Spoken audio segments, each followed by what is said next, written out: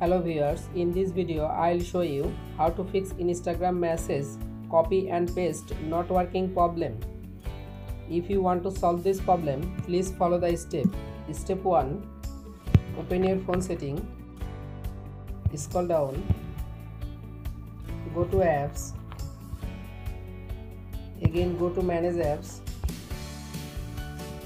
search Instagram application, tap on Instagram application, again click on storage,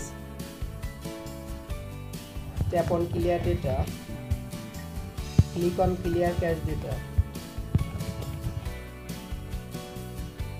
go back, again tap on apps permission. You can select or allow all apps permission. Step 2. Open Play Store and update your Instagram application latest version. Step 3. Restart your device. Again open your Instagram application, click on message icon, select any Instagram friend,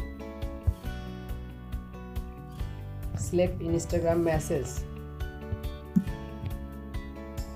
You can follow all of the steps to fix Instagram message copy and paste option not working problem. If this video helpful for you, please subscribe our channel and like this video.